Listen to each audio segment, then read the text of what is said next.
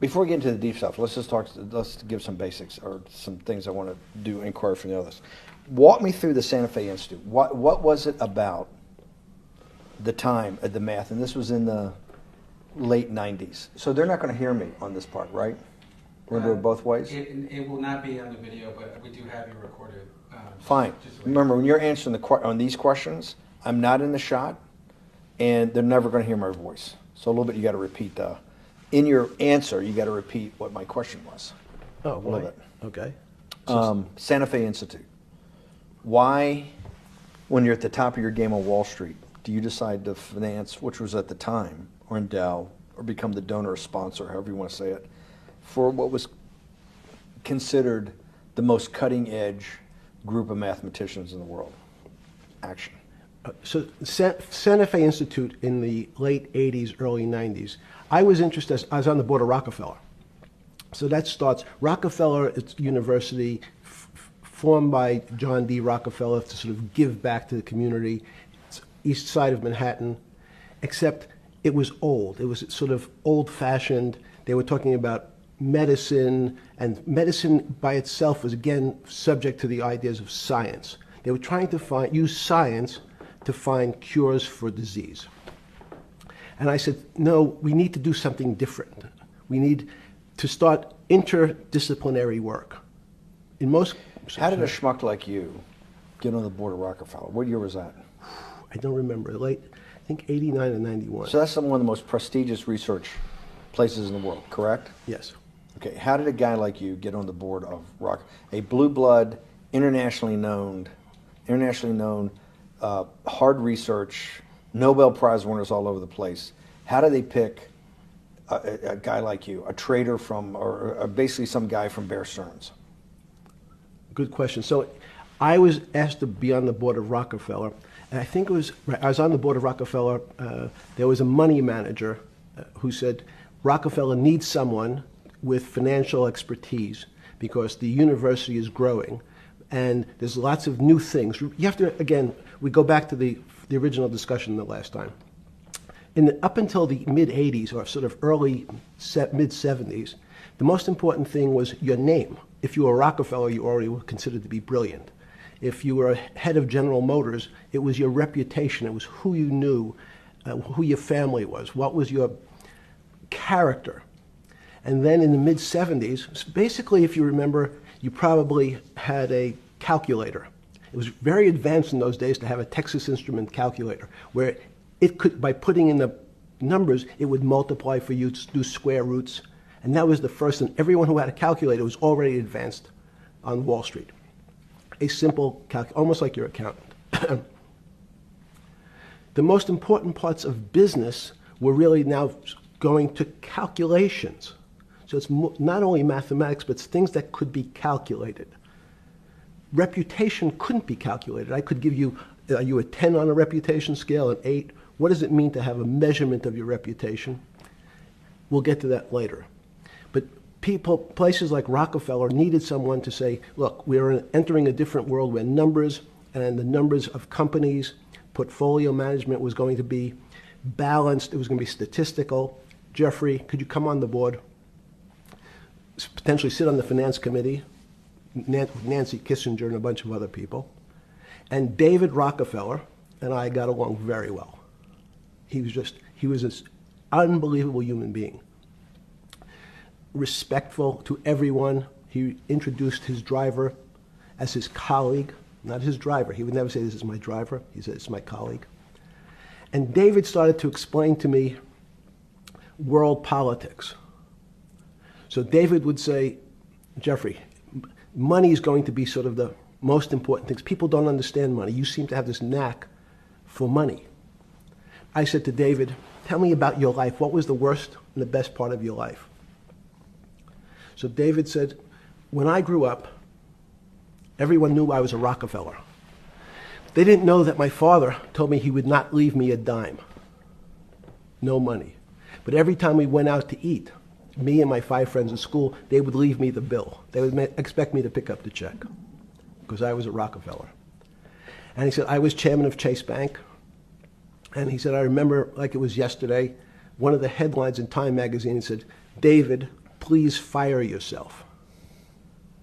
So he thought that there was a world that existed that would be a combination of both politics and business and leadership. What do I mean? He formed something called the Trilateral Commission. The Trilateral Commission is some spooky stuff. People said it was the Illuminati, there's some mystery about it, people that ran the world. It was politicians, but David said most countries, the politicians get elected for 4 years or 8 years, separate from the royal families in England or in the Middle East. Someone's there for 4 years and then they're not there anymore. The most important people to have stability and consistency would be businessmen. So he formed this Trilateral Commission of businessmen and politicians from 3 major continents. So it was the North Americans, the Europeans, and the Asians. So he said to me, would you like to be on the Trilateral Commission? Now, I was 30 years old, 32 years old. I said, great. And he said, well, you have to fill out this application so they have your bio. And I looked at the list of people, and it was Bill Clinton, former president of the United States, Paul Volcker, every great leader in America, the Asians, the Japanese, and with a very long description of their history. And they asked me to fill in what I would like to have written. And I wrote Jeffrey Epstein, comma, just a good kid, which I thought was funny, nobody else did. So to answer your question, at that time I recognized around the world that monies and currencies were not really well understood. But again, it was only numbers.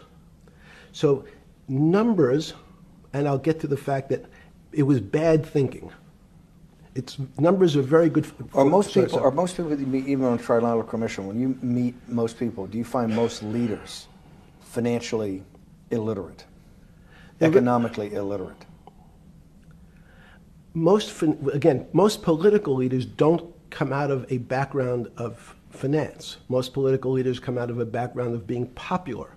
So in some of the countries, in some of the African countries, for example, they might have been a military person. They were a general. In some of the African countries, they might have been a disc jockey. Or in our country, they would have been an actor. The knowledge of money they don't have an expertise, they have no degrees in finance. They really, and this is one of the major problems, their expertise, if they have any financial knowledge, is of their own checking account or bank account and filling in their own taxes. So many world leaders who don't really have a financial underpinning make fundamental errors when it comes to money on a country or institutional level. Let me give you an example.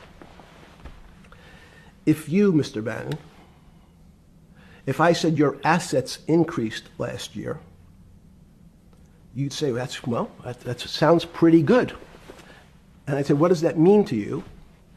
You'd say, well, I have more money. I guess I'm wealthier. I'd say, yes. And if your debt increased, would you feel wealthier or poorer? You'd say, well, I don't want to have increased debt. I don't like the idea of that sound, increased debt. Now, that and world leaders understand when their assets go up, they feel better. However, institutions like banks, things that people don't really understand are financial underpinnings of banks. When I say your bank, Mr. Bannon, you have the Bannon Bank, you doubled your assets. Sounds good, but what does it really mean? It means people owe you more money. You don't have any more money. What? Yeah. A bank's assets are how much it is owed by other people. That's crazy. So if the bank goes from $2 billion of assets to $10 billion, it means people owe it an additional $8 billion, but their assets have gone up. So the terminology of assets and liabilities is different for banks. It's not natural. And what most people, and you ask questions about world leaders, there's many people, I think your old boss Mercer understood, there's a fundamental part of money which is called fractionalized banking. And fractionalized banking is something that finance people understand, and the people on the street, and when I say people on the street, that's where I was when I started on Wall Street, would find it impossible to believe. Impossible. Why? Bannon Bank, I give you $1, just one single dollar.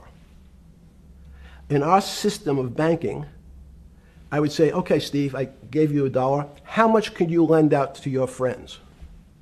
And your natural reaction would be probably something less than $1 because I want to keep something in my pocket. The way our system works is if you as a bank are holding my dollar, you can lend out an additional $8 or $9. No, it's impossible. I only have $1, Jeffrey. We have something called fractionalized reserves, which is if you have 1, you can lend out 9. That's the way our system works. And so not only do world leaders not understand banking, but the man on the street, my father who worked in the park department, it would be beyond his imagination that people could lend out more money than they actually had in their pocket. Next question. Wait, how did this, in understanding that, when you get on something like the Trilateral Commission, you're on the board at Rockefeller, which is the most advanced research. You get brought into the Trilateral, which is the elite of the elite. How, since you're only at that time 30-something years old. 8 years from teaching at Dalton, right? You're a Dalton. No, 10 years. 10 years teaching at Dalton. Yes. Walk us through. I mean, put us in the room. Walk me through exactly what it felt like. What it felt like being on the board at Rockefeller. You got these Nobel laureates, and you're sitting there making decisions, and you start to meet these people at Rockefeller. Now you start to meet these people at the Trilateral Commission. What did it feel like? It's a great question. So what did it feel That's like? what I'm in the business of asking. Yeah. What did it feel like meeting some of these people like Kissinger or Rockefeller? And those are two extraordinary people. But in general, I think the question, the people on Wall Street, I tell the story, the first day, one of the first days when I was in Wall Street, someone said to me, would you like to buy ATV? And I was looking in the brochure, and I couldn't figure out what stock had a symbol of ATV. And when I finally said, well, I can't find it, and they said, what's the matter with you? Do you want to buy ATV? Which is, he was selling hot televisions, stolen televisions from the floor of the American Stock Exchange, referred to in common parlance as the televisions fell off the truck. So I knew what that phrase meant from Coney Island. But what I found was most people, be it in business, in normal life, or in the world leaders, don't really understand money. It is something they think about. They have a sense of what it is. They certainly want more of it. But they also make statements like, we want more money, but we don't want more debt, which just shows a misunderstanding of what money at its core really is. So most people don't, they want to make it, they want to save it, but to understand it intimately is not a normal characteristic. At the first Trilateral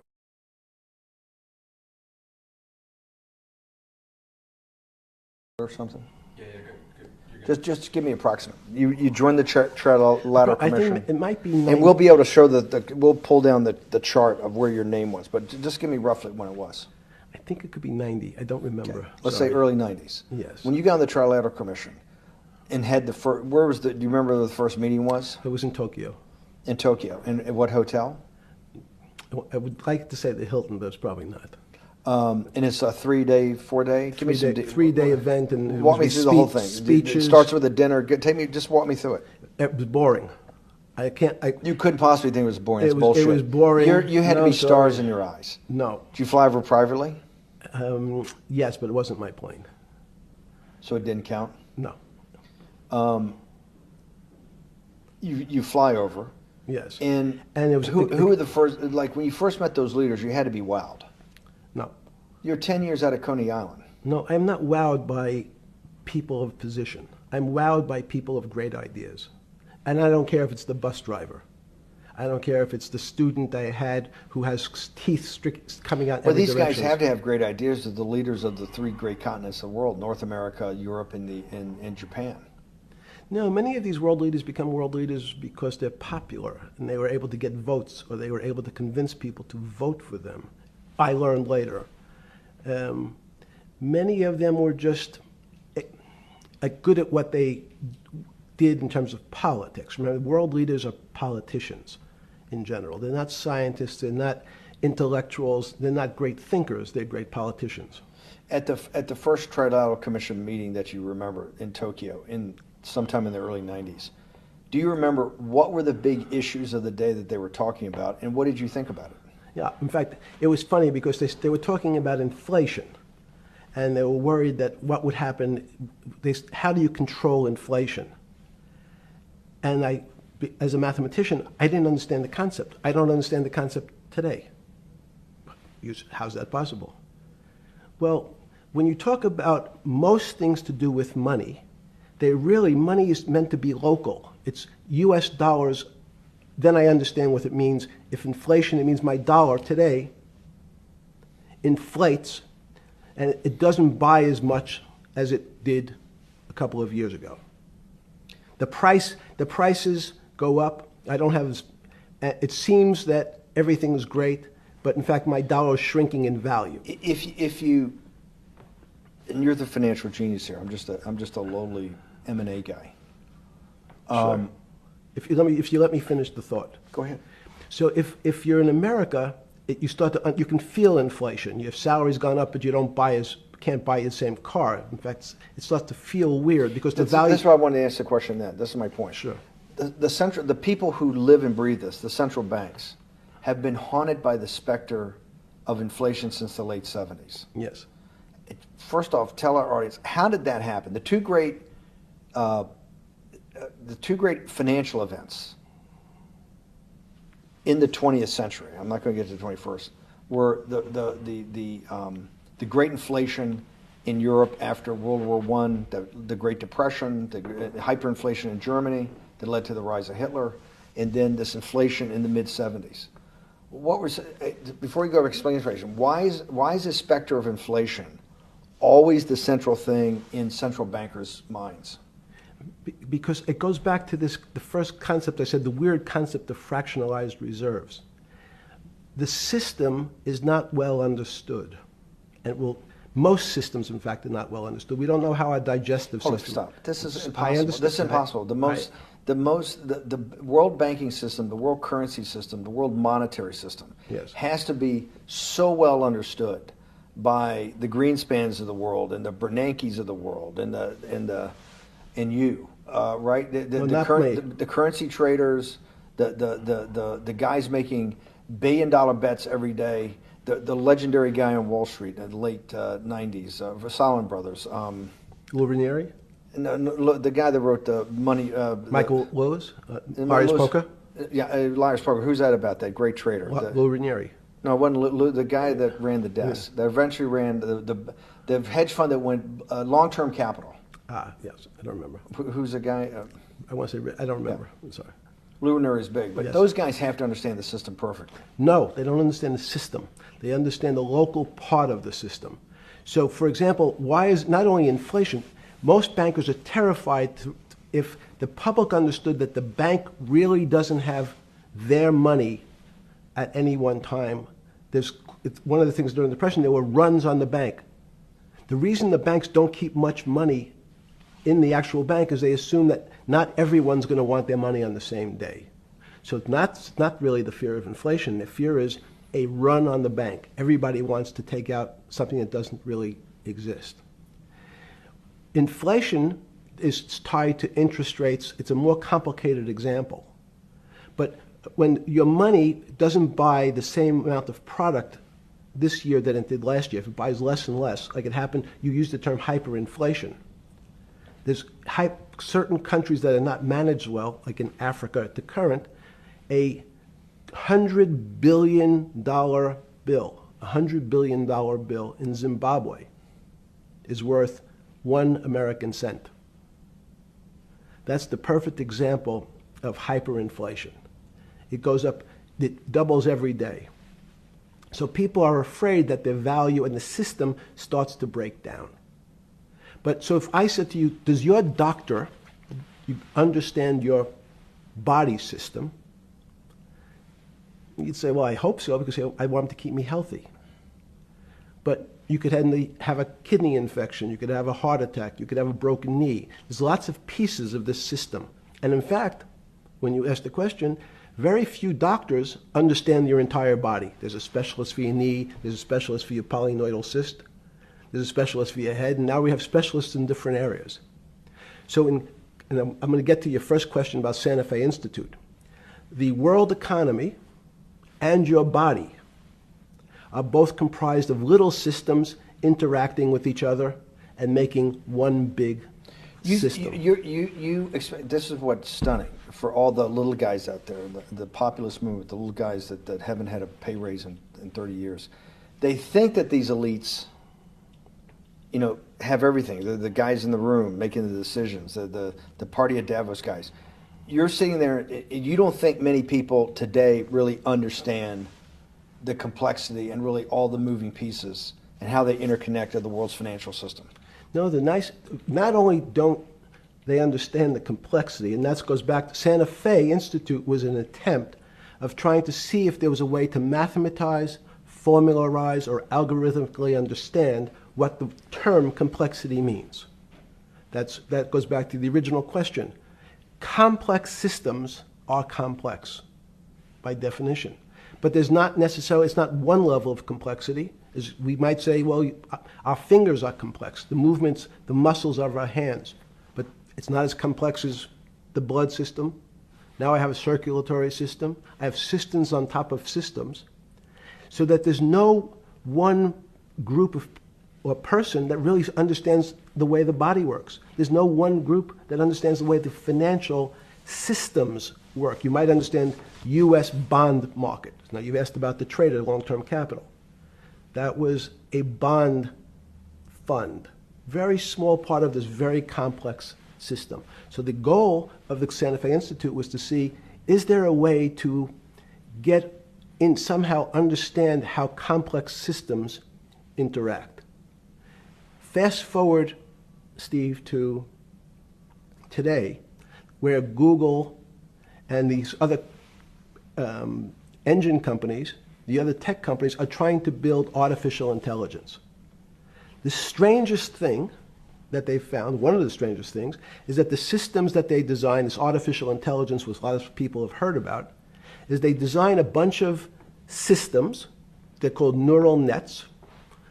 The term simply taken out of brain work, neurons in the brain. Nets because they actually look like a net. They put in some inputs.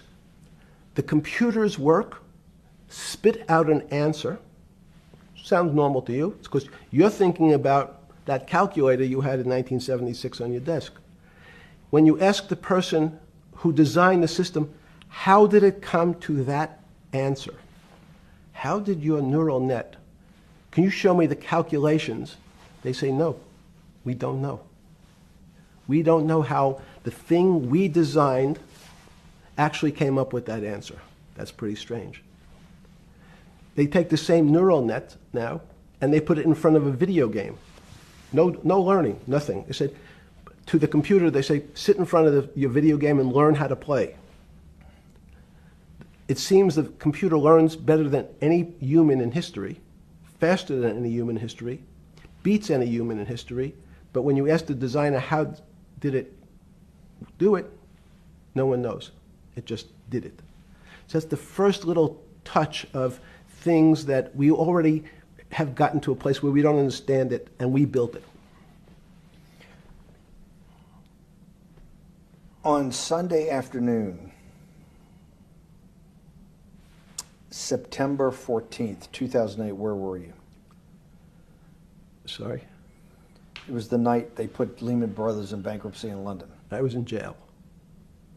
Seriously. Yes. So the financial crisis of 2008 happened when you were in jail? Yes. Oh, this is going to be so amazing. This is going to be so amazing. I take it you didn't have your Wall Street Journal dropped off to you in the morning, your Financial Times. No. How did you hear about because I want I forgot about this, but yes. I'm trying to get, this is going to be amazing. Let's go back and do that again. Sunday afternoon, because I want to find out about people, the geniuses understanding the complexity of the financial system. Because I think the best example we have is the financial crisis, the crash of 2008. Sunday afternoon, September 14th, I think it was, 2008, is when they were working feverishly in Midtown Manhattan at the Lehman Brothers offices and at various law firms around town, and with the Secretary of Treasury and the Federal Reserve, what they're going to do with Lehman. They decided they weren't going to save it. And so they prepared to put it into bankruptcy at the open of the market in London the next day. How did you hear about what was going to happen to Lehman Brothers, and what did you immediately think when you heard that it was going to be put into bankruptcy? I'm glad you asked that question. I was in solitary confinement September 14th. And again, some of the public stories about the wonderful time I had in jail and my work release, which didn't come till months after.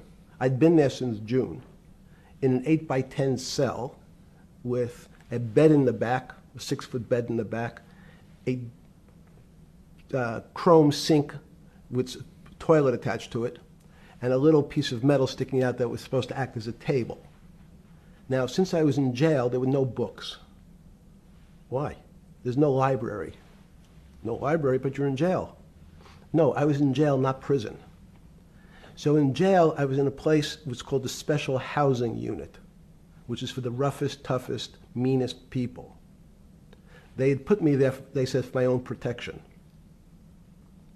So I was in a 8x10 cell with a little slit in the door where they would serve my food on a tray about 9 inches by 4 inches. And then as soon as I finished eating, they would take the tray and close it down. And one of the guards said, do you understand there's Wall Street's crashing. I'm worried about my pension fund. What should I do? And I said, sorry, Wall Street's crashing? What's happened? And he said, there's some crisis and some companies are going bankrupt. I said, are you sure? And he said, yeah, it's all over the papers. We're all terrified we're going to lose our life savings because we have either a 401k or our pension funds. We don't know anything about money. Mr. Epstein, can you tell us, like, what's going on? Am I going to be able to afford my children's education? Am I going to be bankrupt like this company called Lehman Brothers? And there's another company in the front page today called Bear Stearns. Oh, no, I said. Why? Because that's the company I was a partner in. And in fact, that was a company I had a very large investment in. So, as a great story, I didn't have my Wall Street Journal, but in the early mornings, you're allowed to make 2 phone calls, collect. And when you pick up the phone, you can dial a number, and when the person picks up, they say, you're getting a call from the Palm Beach County Jail. Will you accept reverse charges? And the person either says yes, and the call goes through, or the person says no. The person I had called was Jimmy Kane, the president of Bear Stearns. And I said, tell me what's going on. And so that my knowledge of the financial crisis happened with Jimmy, who was at the center of the storm, telling me about what Lehman had gone under, and they were trying to figure out a way, should they bail out Bear Stearns? Did it strike you at the time of the mess you had made of your life to be in a situation that you're one of the greatest financial minds in the world, looked at by world leaders and asked your thinking by the most prominent and important people in the world, and here you are in solitary confinement. You got to make a collect call to somebody. Did it strike you at the time how all the threads of your life had come together and put you in a position, or you had put yourself in that position? No. So it never struck you when you had to make one of your 50% of your collect calls that day, you call the president or the head of the CEO of Bear Stearns. The biggest financial event in your life is taking place, of which one, every important person in the world would be seeking your opinion. Number two would be a once-in-a-lifetime opportunity to apply your craft. Number three, it would be a once-in-a-lifetime opportunity to make money if you were smart, and obviously you're smart. You're telling me here, truthfully, that it never hit you at all of how you'd ended up in a place where you had to make a collect phone call from a jail cell that was 6x9 with a steel bed and your food being passed in through a slot. The question you want to ask is, who was the other call to? Okay. Who was the other call to? The other call was to my friend at J.P. Morgan, who was then, I didn't know at the time, trying to buy Bear Stearns. So at one point, I had two phones. It was difficult because they're afraid people are going to hang themselves with the phone cord. So they don't actually come together and they're pretty short. So I was actually going between two phones talking to Bear Stearns and J.P. Morgan at the same time. So I found it amusing. And it never struck you about how to end up in a situation like this? No, that would be probably means I would be too self-aware. You can't possibly expect me to believe this. I know. I don't believe it. You're telling me that during that day, you never had a moment. You sat there and go, what the fuck have I done with my life that I'm in a 6x9 jail cell when I should be on a trading desk, or I should be in my $250 million greatest townhouse in New York City, taking calls from the king of Saudi Arabia, the president of China, the head of Russia, the president of the United States, to save the world's population from a financial debacle. You honestly expect me to believe that that never happened? You're suggesting I was sort of somewhat depressed, and how could this happen to me? I'm not saying depressed. I'm saying a moment of awareness of how could I get myself into this situation. No, I would just say how strange that this happens. It's strange. I'm wearing a jumpsuit and flip-flops. What color was the jumpsuit? Brown. Brown. Brown jumpsuit. Yes. I notice I don't see you in a lot of brown. No. Brown jumpsuit and flip-flops. Flip-flops, yes. With no access to books, no access to newspapers, no access to anything. You had lived on information. Except my Almond Joy bars. I had extra Almond Joy bars. Did you eat Almond Joy bars and things like that because you're afraid of what the cooks did to your food? Yes. Is that because of that you were in for the crimes that you were in for? No, it was just in fact, I was. Is it because you're wealthy? Yes. How did you know that? Well, people would constantly come if I was passing by or have to go for my medical. People would either ask to borrow money or make some other types of comments about. In the beginning, what were the comments? At the beginning, what were the comments? It serves you fucking rich guys right that you're here next to me. There was nothing about your crimes. No. So all this rumor you hear all the time about people in prison that commit the type of crimes you commit, you're saying in your personal thing is not true. No. It was all because you were rich. Yes. And it was all because they wanted to borrow money. Or get advice. Yes. Wait, they get advice to go long. Yes. You're telling me is this time to buy? You're telling me in solitary confinement they're interested in going long. Yeah. They want to know what does that say stocks. about human nature? Well, what I think that people find, one of the reasons they wanted to keep me in solitary confinement was they're afraid that everybody would want to know which stocks to buy. But what happened was, after this crisis, now it's on the front page of every newspaper. I don't want to lose this day. Sorry. When you first heard that, was it Bear Stearns had been kicked into bankruptcy, 6 months before? No, this is the same time. This is part of the same deal. I thought no. Bear Stearns, they saved Bear Stearns and didn't save Lehman Brothers. That's right, it. they let 6 months Lehman- before they had bailed out Bear Stearns, but Bear Stearns was still a zombie, A shell of its former a self. former self. But they had quote unquote saved it. They admit. Why did they make the decision in your mind? Why did Hank Paulson and Bernanke what's this concept of moral hazard?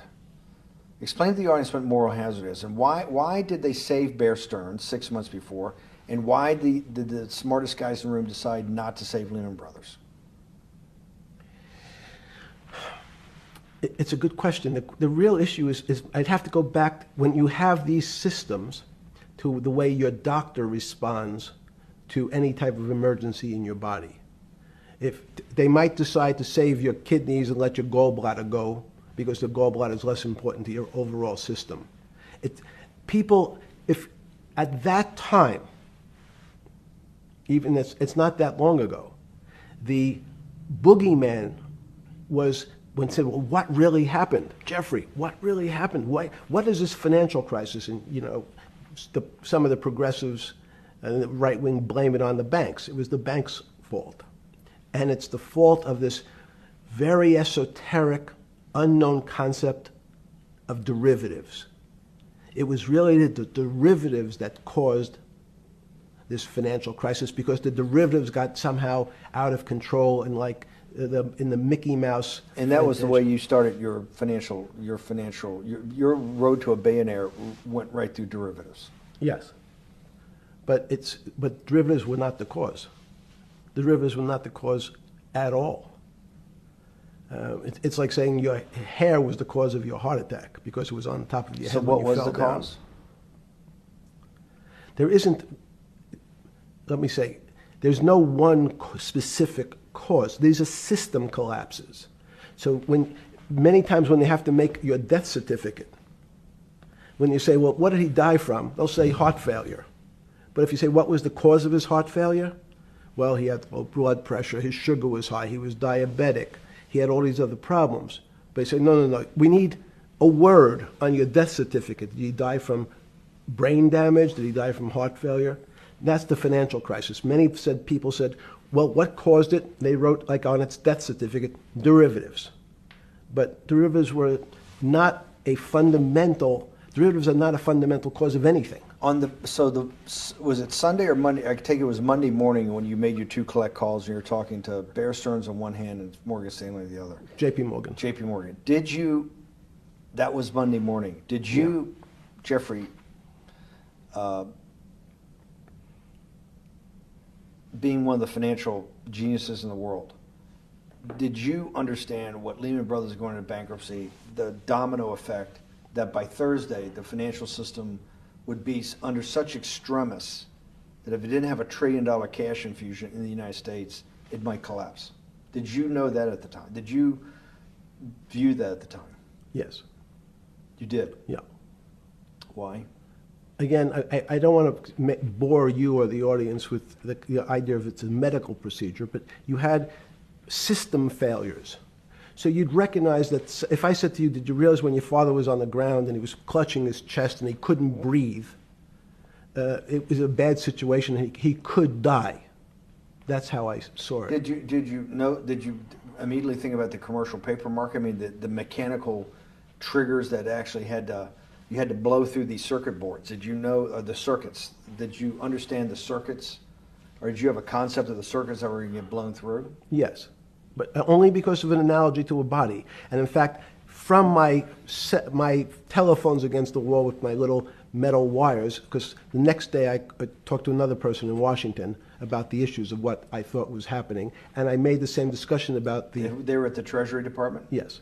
So in a 6x9 cell in... The phones were outside the cell. In Palm Beach County, California? West Palm Beach, Florida. West Palm Beach, Florida. This was your juice diet. West Palm Beach, Florida. West Palm Beach, Florida. West Palm Beach, Florida.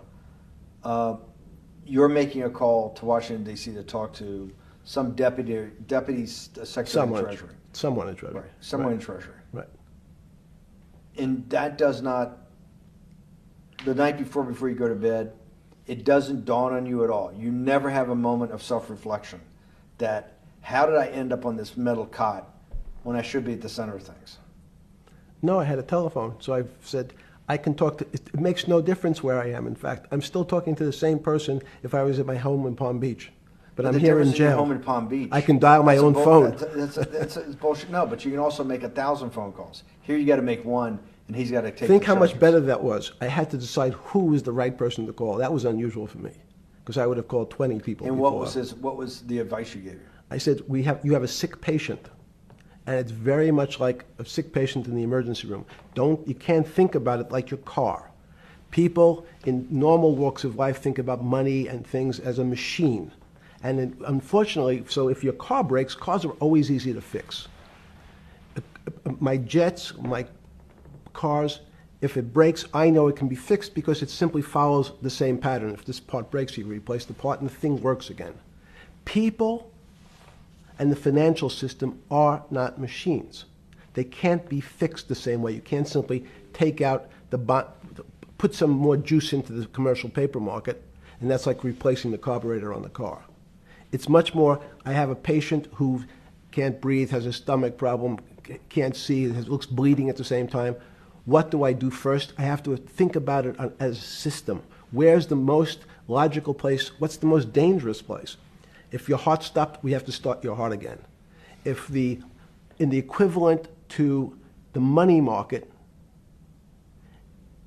why do I have to start your heart again? I need to get your blood flowing. If your blood stops, you're dead. If liquidity, which is the equivalent of blood in the financial system, dries up. Once liquidity is basically cash, putting cash into the Forget system. about what it is. Okay. Liquidity is liquidity. It allows the system, it's the blood of the system. You need to pump blood hard into the body of the economy to keep it flowing. And if you, especially when you're worried about someone dying, you're not going to be worried about the niceties of, well, you got the shirt dirty and there was some damage.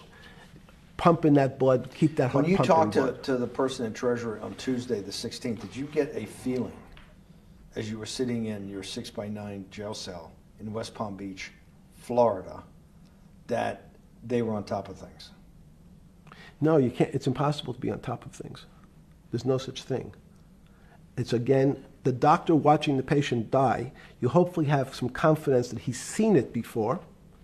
He recognizes that there are some steps he has to take first before he bandages the guy's finger or worries about what shoes he has on. So you hope that the people in charge, your doctors who are working on the emergency patient, have enough experience and, frankly, judgment to try to keep the patient alive. Did you think that they had those things, patience and judgment? They had pretty good judgment, and you needed a lot of luck, just like in the dead patient. You need to, hopefully you put that blood in and it's not too late. And you make some mistakes, but you have to know you're going to have to give it a shock. In the run-up to the September crash of 2008, Yeah. I guess you weren't occupied with finance. That whole summer, how long had you been in jail? Went to jail June 30th. So the entire summer. Yes. Before you went into jail, you were still very active in the financial markets. Yes.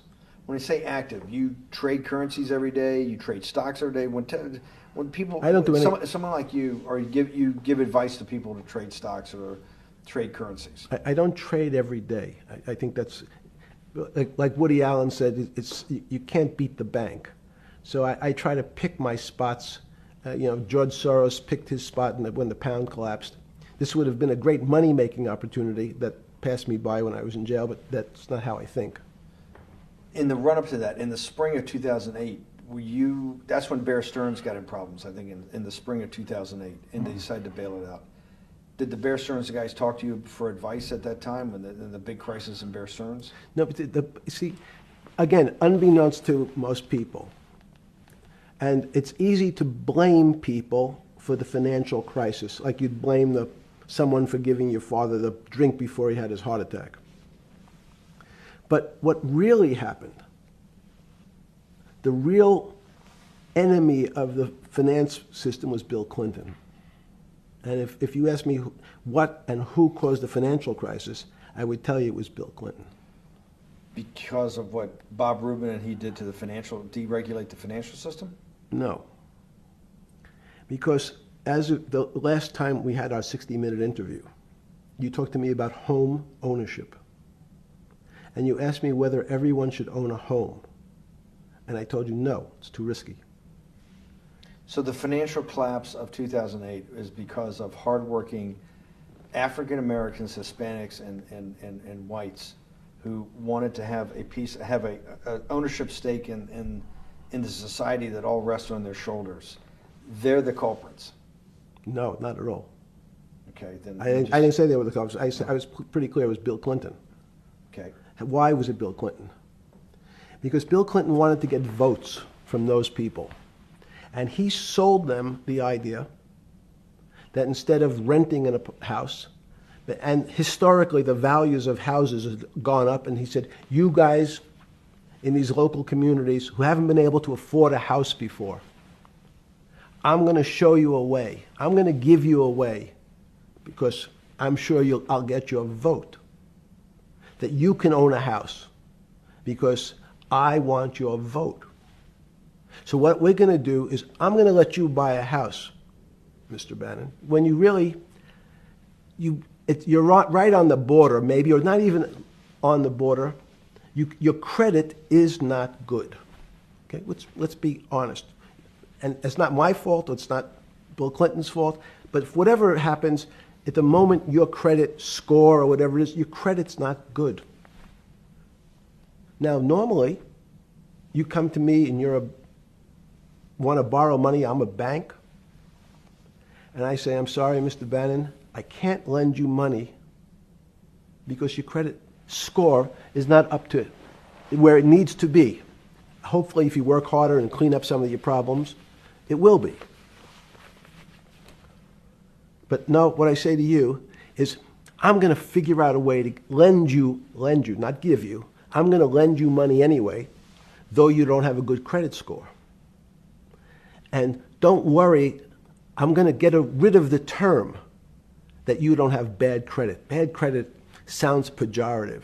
You don't want to be a person. Sounds judgmental. Yeah, sounds judgmental.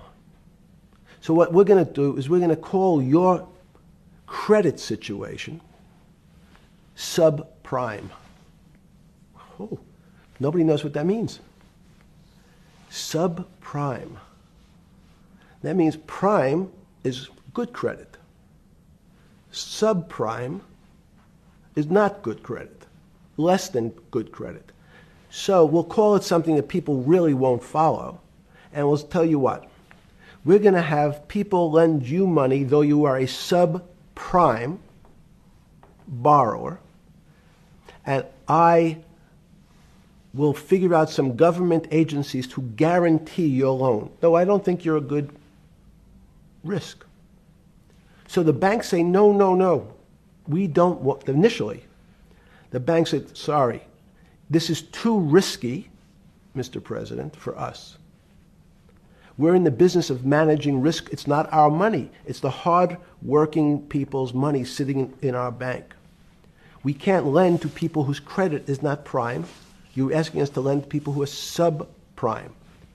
And he says, here's the key, if you don't, Mr. Bannon, I'm going to make sure the Justice Department charges you with discriminatory lending because you refuse to lend to my subprimers. In business terms, you should never lend to. But what we'll do is I'm going to form an agency called Fannie Mae and Ginnie Mae, just another agency names. They'll guarantee your loan. So don't worry. Don't worry. You don't have to pay it back anymore. Even though and maybe you don't even have to work as hard anymore. That's probably a harsh statement, but these players, these two big firms, Fannie Mae, will guarantee the fact that that bank will receive its money. Now, the bank says, wow, best deal in history. I refused to lend to Mr. Bannon, but now he has the big brother, his Uncle Sam.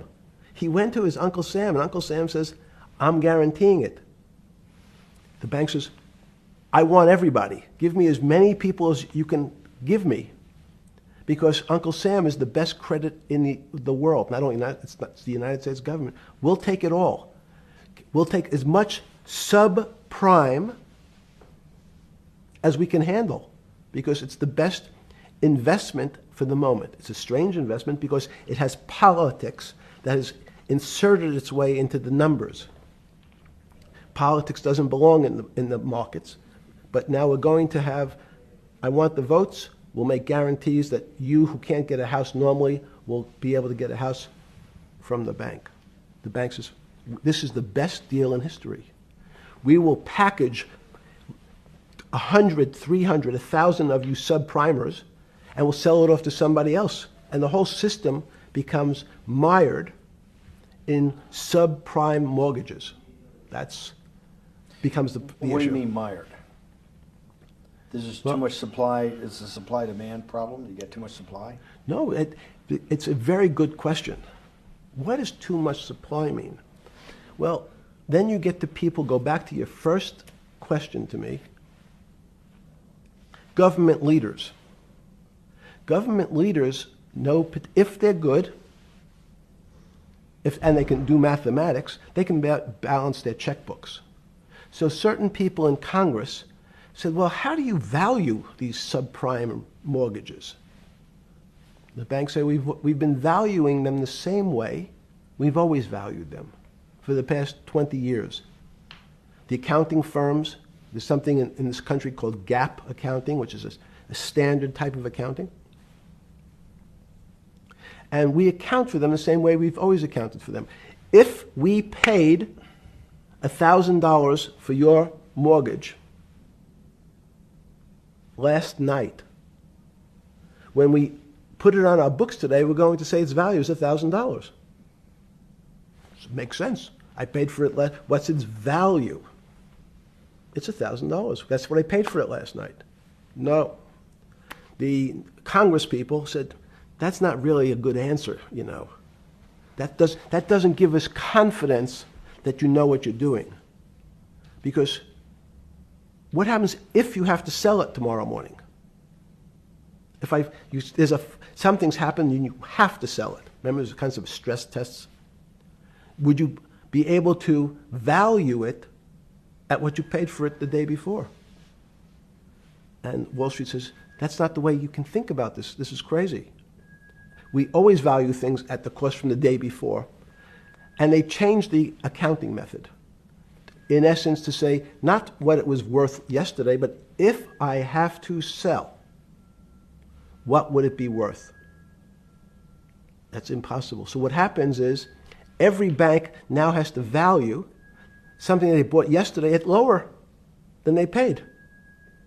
Never before in 20 years did they have to do this. So something they bought at 1,000, on their books was 1,000, is now 990. That starts to, you asked the question about what did I start to think about. Something's 1,000 and 990, this person now has to value it at 980. When did you first start to get nervous? Understanding Bill Clinton in all this. Did you change glasses? Yes. Okay. I changed shirt. I saw that black. Are you okay with the? Yeah, great. I think we're gonna have all kinds of changes. I'm experimenting. Yeah. Okay. When did you get a feeling? Did you ever anticipate before it happened something like 2008 could happen? No. How could that be?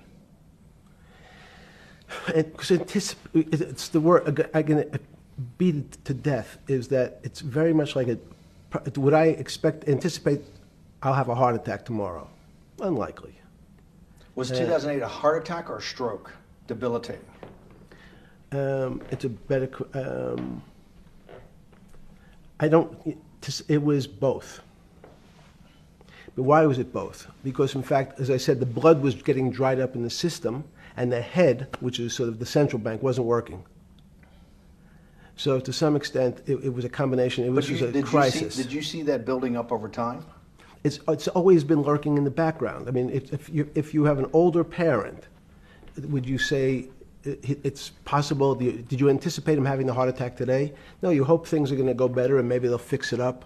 The system was getting too complex, and it wasn't based on derivatives, because what people keep forgetting, and as I was just explaining, Wall Street in many professions, including Wall Street makes it sound complicated. They don't want the little guy to understand what they do because they make so much money and they don't do very much. So they couch it in words like derivative and stock options and commodity futures and different types of contracts. It's all fairly, everyone is capable of understanding it. It is not complicated. But Wall Street, because they make so much money from doing fairly simple things, needs to make it more complicated than it really is. We had a very big recession in the early 90s based upon real estate and Japan basically imploding. Let's again, Okay. you had a recession in the 90s. I don't know what it's based upon. It's always interesting to look back and say, separate from there's certain triggers, like there, in the 70s there was a... What do you think it was based upon, the 90s downturn? It's clearly there was a huge downturn. No, I know there was a downturn. That's what I know for sure. I don't. That's a fact. That's all. Everything else is sort of speculation about why did he have that? I understand that, but Sorry. there's some speculation that has 0% probability of being true, and there's others that have 90%. In the range, when you look at the range of alternatives of what could have caused it in 90, and what I'm trying to do is get you all the way up to 2008. Look, you're the smartest guy in the room, right? You know that. Do you think there's anybody in the world today? Oops, this is going to be a bad question. No, but do you think anybody in the world today, the Alan Greenspans, the Bernankes, is there any central banker you know, any partner of any Wall Street firm, any guy running a trading desk, and I would take it that would be, or anybody at a Larry Fink at BlackRock, Steve Schwartzman at Blackstone, the top 100 financial guys, and let's throw in a couple of Nobel economists, and let's throw in the best professors at Wharton, at Harvard, at Stanford. Do you think that there's anybody that understands money or understands the world's financial system as good as you? There must be. But it doesn't come to the top of the head. No. Okay, fine. Now It's that not now that I've gotten that, let's go back to 1990.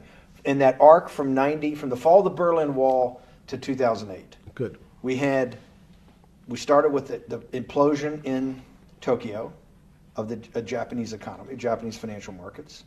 We had the huge run-up in internet stocks, right? We had the implosion of that in 2000. The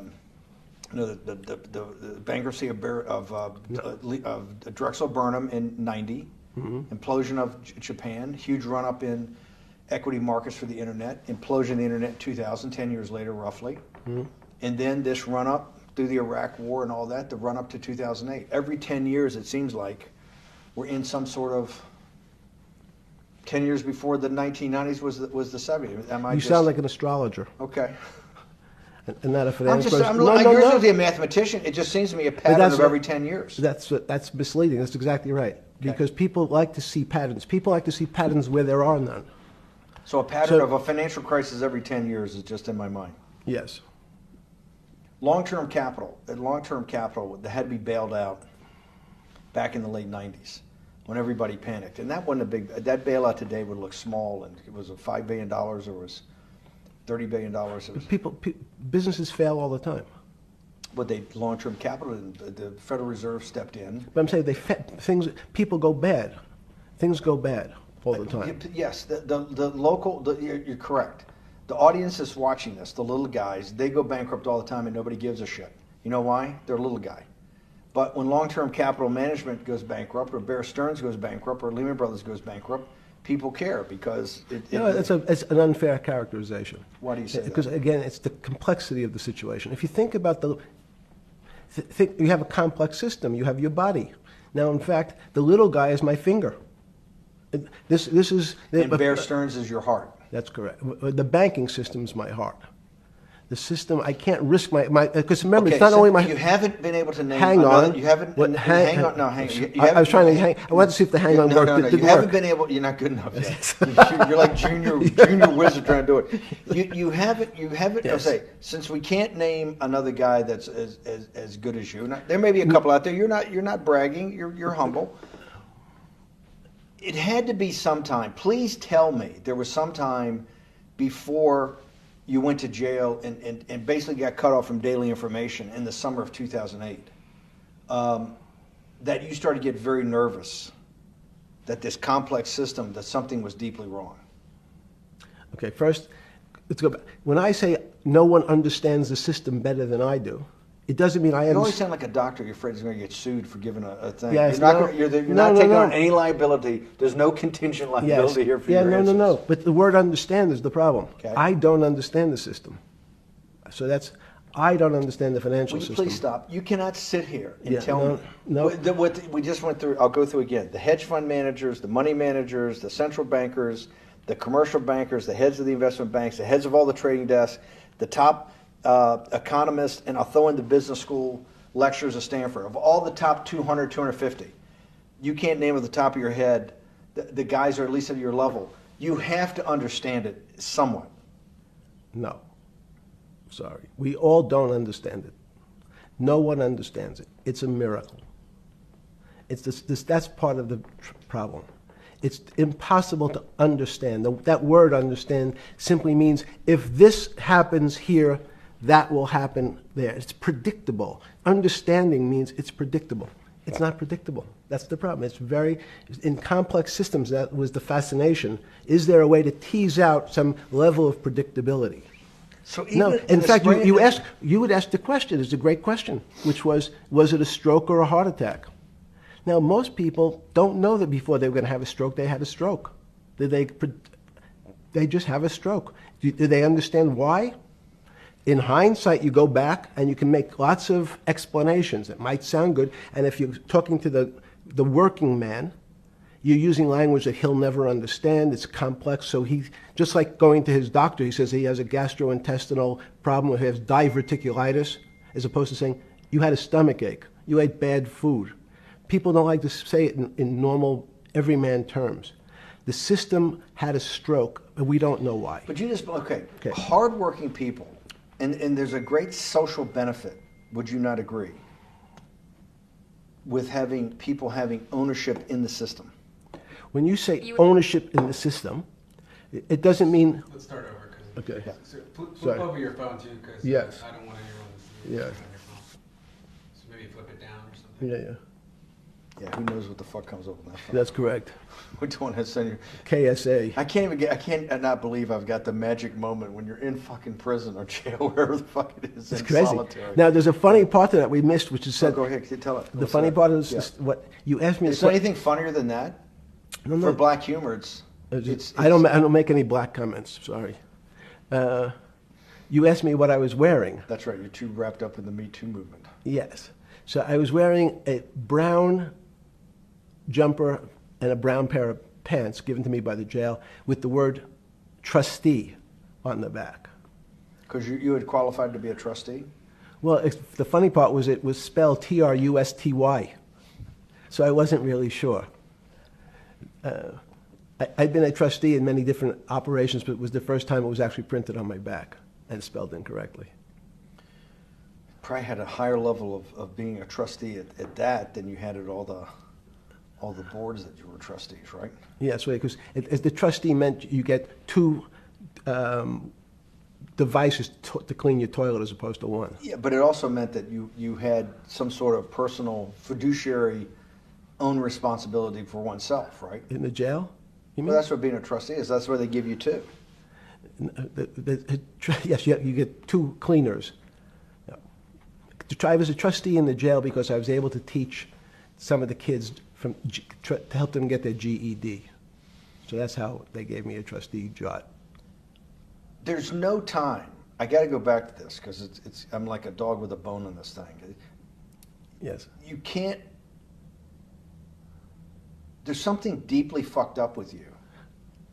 At least something. Well, we know there are things deeply fucked up with this. You will get through in this film, Right. but you cannot possibly sit there, knowing that you came from nowhere, knowing that you went to the very top of what is considered outside of science and maybe physics, the thing people most admire because it's like alchemy, understanding high finance. To sit there in what will be the defining financial crisis of our time, like Black Friday or Black Yes. Monday, whatever it was, in the Great Depression, and be there at that exact moment, triggered in part by a firm that you used to be a partner in and knew intimately well, and it created much of your initial net worth because of, and know that you couldn't, someone who lives on a phone, right? Yes. Because you do live on a phone, right? Correct. You had to make just 2 collect calls. You cannot tell me sometime during that day you did not have that conversation with yourself of how the fuck did I do this to myself to put myself in West Palm Beach in a 6x9 cell with a metal fucking bed with a brown shirt that said trustee spelled wrong. So did I find it amazing that I was there? That's a Not better- amazing, and I don't want to say it's not Nope. funny. Oh, I thought I wasn't funny. Right. But Not amazing. no, it was incredible. Incredible in what way? This- Incredible, like how do I do this to myself? No. It's as incredible as me sitting here in this house. They are both just 2 sides of the coin. That's how I think about it. That my life today is incredible. Do you consider yourself a stoic? No. I consider myself a hermit. Stoics are not very happy. Being a hermit then, being in that 6x9 cell, being in the cell qua the cell was not the problem, right? Correct. What was the problem? Eating the almond joy bars. Because you couldn't eat the food. No, right. And but remember, my life is. Did that ever strike you that I can't eat the food because somebody might have done something to it? I gotta live off an almond joy bar, 1 a day or 2 a day or whatever. How many ever sneak in a day? No sneaking in. Your 1 almond joy bar, it did not hit you at some time? How the fuck did I do this? No. Let's go back to the spring of 2008. Were you so wrapped up in your personal issues at the time you were not spending enough time on the financial markets, or were you deeply involved in the financial markets like you normally were? No, I was involved. So we're saying that the smartest guy in the room didn't see it coming. No, of course The not. bankruptcy of Bear Stearns, you just thought was a Bear Stearns problem. You didn't see it as systemic.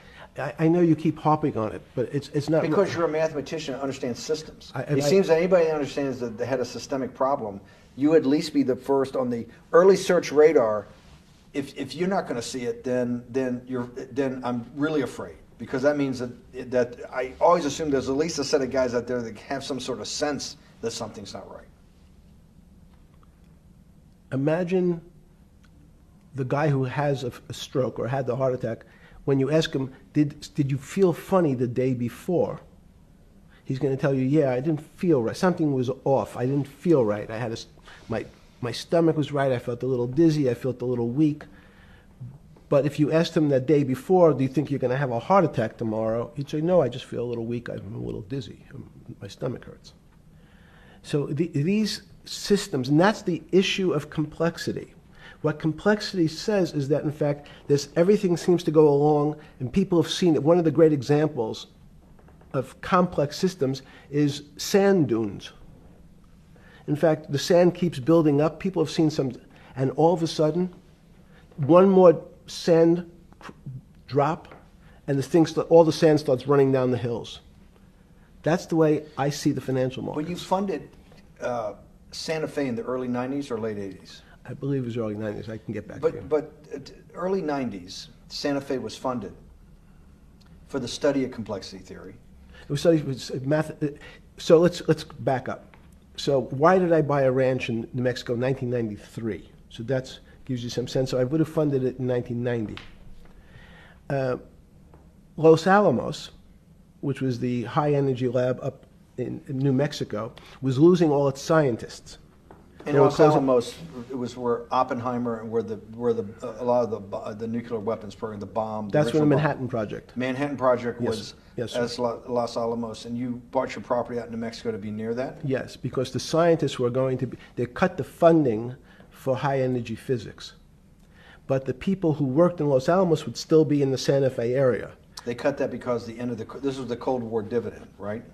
I don't remember exactly why. It was because, again, people thought that physics and high-energy physics really wasn't that important. Because that was about nuclear weapons. No, it was because they decided, which may be not right, this was the same time that Murray Gell-Mann came up with the term quark, Q-U-A-R-K. He picked it out of an old poem, the word quark. But it was something, it was mysterious. So they were starting to understand in the 90s that our world of the physics world, there was things that were just unexplainable. They called it strange things. You gave it a name. You gave it some characteristics. You called it had charm, was one of the terms. It had a charm. It had a flavor. It had a color. But nobody really, no one, Mr. Bannon, understood what it was. Just like the financial system. And you wanted to investigate that. I wanted to see if we could build tools so others smarter than me could help investigate it. And that was the beginning of your concept of the Santa Fe Institute. Yes. And Santa Fe Institute was founded to do study in this type of... Can these areas of strange things be described by some form of mathematics? So that's what I'm trying to get at. The foundational thought, the organizing principle of Santa Fe, yes, in the high physics lab at Los Alamos, right, which had been the headquarters of Manhattan, and the Trinity Project, right, the bomb. Yes. So you're talking about the elite, the high priest of physics. Of physics. Yes, sir. Which high priest of physics, some subset of that is also mathematics. Yes, they're both similar. Project out. One of the tools you want to do is to make sure that in this complex system, the finance system, I'm doing a lot of this for philanthropy and a lot for the good of mankind, but also to be able to understand this complex system, the most complex outside of maybe our body, of the financial world. Yes. Did they create tools, or were you smarter in then the mid-aughts, 15 years later, than you had been then because of work that was done at Santa Fe? No, it was great. But in fact, most of the money, most of my philanthropy in the area of can you describe things that appear to be unexplainable by mathematics, and can you fund people who have new ideas? And unfortunately, when someone thinks they've been able to, there was a man, Stuart Kaufman, when they think okay, I figured out how to be able to predict the unpredictable, what appears to other people to be unpredictable. But my system, in those days it was called genetic algorithms, can predict what things will happen, and they all want to make money. So they use their systems to try to figure out, they know they have figured out the way to make money because they figured out the unexplainable. They try, they go bankrupt, and we start again. So with a cold view, what I've come to realize is that the attempt to mathematize, formularize, or what in your prior work, to understand what really is, in today's world, still unexplainable, is impossible. They're miracles. Your first head of Santa Fe was Christopher Langdon, I think. Langdon from Australia. But Murray Gell-Mann was Murray Gell-Mann was the funder. He was the rock. Yes, he was the rock. He was a Nobel Prize winner? Yes. Yes, and a wonderful guy. He came out and helped us with the Biosphere 2 project. He came with Chris Langdon. Yeah. Chris Langdon was the operator, the day-to-day guy. Chris was doing artificial life. Right. Murray tried to lead his own artificial life. Yes. When Chris came to Biosphere 2 for the first big conference we had in 1994, he was one of the most impressive guys there among all the world's elite. Kew Gardens, the Lawrence Livermore Lab, the labs at Sandia, all the major universities, Lamont Doherty, all the big Earth observatories, Woods Hole. What set Langdon apart, I thought, and the reason I invited Santa Fe to be part of it, was Langdon actually made a presentation that everything, and he was making this to scientists, a lot of marine biologists, a lot of people that are just beginning, Wally Broker and people who were just beginning the study of climate change, at that time called global warming, that he made this compelling presentation that everything's really mathematics. Yes. It's all just back to math. And you have to, all these experiments you do, you're not, one of the reasons they're not considered by the high priest in physics as being real experiments is that they don't have a mathematical basis to it, and everything has a mathematical basis to it. Langdon seemed like a radical visionary. What happened to that concept? You go back 350 years. So you have Isaac Newton, you have Leibniz. Move forward, you have people like Heisenberg and Gödel, and what every one of those mathematicians and philosophers came to understand is that there's numbers can describe certain things, approximate certain things. But in fact, trying to put measurements and numbers on other things that are really unexplainable is folly. 300 years ago, they said that unexplainable realm was God. And people who attempted, in fact, to explain the unexplainable, who said, yes, I understand the unexplainable, were charlatans, they were the occults, they were the astrologers, they were the con men. Alchemist. Yes. Well, no, alchemist was, in fact, they believed that there was a way to transmute one metal into another. In fact, they always wanted to see if they can create gold. There's no reason, if you think about it, they recognize that one metal is different than another metal because it has some additional pieces to it. It has additional neutrons or protons or electrons. So because they thought it was a machine, they believed it was a machine, if I can take 5 protons and add 5, that gives me 10, I should be able to get gold. Move everything around inside these systems, the molecules transmute one molecule into another, and if this molecule I've transmuted it into is gold, I'm a rich man. It's back to money. But there's something strange happens. Isaac Newton says, this is really weird. If I want to push a ball on the table, I have to touch it. Maybe I have to blow on it. But I actually have to push one side of the ball or the book to move that side. I'm pushing here, and obviously this thing is what appears to us humans to be solid, so it moves as one thing. But the only way to get something to move was to touch it or put a force against it. Okay, seems to make sense. Everybody has that experience. I want to lift a glass, I lift it. If I want to push a ball, I push it. If I want to pull a ball, I pull it. But he recognized when the ball fell off the table, it went in a different direction. How's that possible? Nobody pushed the ball down. And he said, this is crazy. Why did the ball go down? I didn't push it. I just let it go.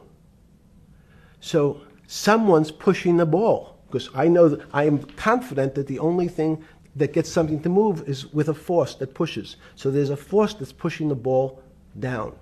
In fact, he called it gravity. He measured how fast it was pulled, but never was able to explain why it happened. How is it? What is gravity? It's this. Everybody says, well, why did the ball fall to the ground? Because gravity took it. But what's gravity? That's, as Feynman would say, that's the name of the thing. We have no idea what it is. This goes to Santa Fe. They were trying to explain the unexplainable. Can we measure? Can we figure out a way to predict the stock markets using these types of chaos complexity? Before we get there, let's walk back through it. Let's go back to Newton. Sure. Pre-Newton and then Newton. What did Newton solve that for millennia up to Newton had not been solved? And then I want to go forward all the way to Santa Fe, what they were trying to solve. Let's start with just 2 or 3 of the basic guys, but let's go with Newton. What pre-Newton, it was what? And then why is Newton such a genius? In such a in the, I think mathematically they told me one time, I've seen there's been 115 billion people roughly that have lived on the earth. And of that 115 billion, Newton. Are you sure that's a number? That sounds a lot very high. We only have 7 now. I think in the history of the earth, I think I'll pull up the stat for you, but I think it's 115 billion people. They figure that probably is inflation. That's why you have lived on Earth. But he's one of the handful of the most important. What did he solve for? Why is he so important for how we live today? And then we want to go through Leibniz and the other 2 or 3 other major ones to get us to Santa Fe? Well, it's a long journey. This is the heart of what we're trying to do. Let me take a bit of a detour just Okay. a second. What if you went to high school and the last year in your high school, you took calculus? So Isaac Newton sort of invents calculus. Well, that sounds invents. Mathematicians. To torture seniors in high school before they graduate. Yes, but obviously no. Yes, the answer is yes. Certain people could never do calculus. Why is that? Why is calculus so? Why is that the dividing line between, to me, people who can handle that and can go on to do certain things, and people just hit the wall, even if they know math? It seems to me that there's that calculus is the thing that changes. It bridges. That's because it's about the theory of change and the theory of how things change. It's a great question. But in fact, what calculus does is it's somewhat philosophical. That's why mathematics Newton wasn't a mathematician, he was called a geometer. That's what they used to call themselves. They understood geometry and numbers. But there's an old conundrum where it says, during Pythagoras' days, Zeno's paradox it's called, where they said, well, if the wall is 2 feet away from me, and I take one step that's halfway to the wall, that'll be 1 foot away. And if I take another step that's half again, that'll be half a foot away, and then a quarter of a foot. I could walk forever but never touch the wall. Doesn't sound realistic, doesn't make any sense in our real lives of the physical. But what Newton understood is many problems were like that. Many things approached the wall, or in calculus, approached the limit, but never really reached it. So he said, it's okay, you don't have to reach it. We can do lots of the mathematics as if it was so close, it was almost there. And we could do lots of mathematics almost being at the limit. And this is really important, Steve, for today. Because most of the science up until today was things that are starting to approach the limit. You were taught in high school that if you had 1 divided by 0, if you remember your high school algebra, you were told, what's the answer to that? Is there an answer to 1 divided by 0? No, if you were in high school, I'd say, stay away from it. It's the boogeyman. You could write it down as it's undefined. It's not able to be determined. There's a bunch of things. But in fact, 1 divided by 0 is a strange things happen. It's a world of the strange. And what I'll explain to you after is that when you get 1 divided by 0, you get into a world we don't know what happens. The answer is it's not explainable. We can call it things like undetermined. We can have a convention to say it's X, Y, or Z. But in real life, we don't know what happens when you are actually at the limit. So Newton thought the same concept is that the limits were God. You got close to God, but you could never be God. He had this sort of religious interpretation. Okay, I want to go back to Newton. Why is Newton such a big dividing line in mankind's history? What is it about Newton? What is it about what he tried to solve? What did they not know beforehand? And because we live to a degree in a Newtonian universe, although I realized later subparticle atomic physics, but at least for a while it was Newtonian. So what's the dividing line? Why is he so important? Why is he an inflection point in mankind's movement from the swamp to the stars? It's a great question. Stars was by Kepler. What Newton starts to allow us to do is to make accurate predictions. Remember that we've talked about that with money, about the things in our physical world, how cars, but he didn't have cars then, how horse carriages moved, how bowling balls moved, how pool cues and pool table balls. Had people tried to solve that before Newton? Many tried it? Heraclitus or Plotinus, Pythagoras had these greats that we hear about. Had they tried to solve the same problem? Not the same problem. They tried to again, what Pythagoras does, he starts to figure out this relationships in triangles. For example, everyone knows the a squared plus b squared is equal to c squared. That Pythagorean theorem, which is basically says these shapes in a triangle, each side of the triangle has a fixed relationship with the other two sides. That's strange. He knew, again, but it was all numbers. This was a system of things in the physical world, and Pythagoras says we can start putting numbers on things that help you predict how they will behave. You can add two triangles and make a square, some different shapes. They were looking at geometric forms. Newton says, well, I want to know how planets move. I want to know how things around me move. Can we find formulas?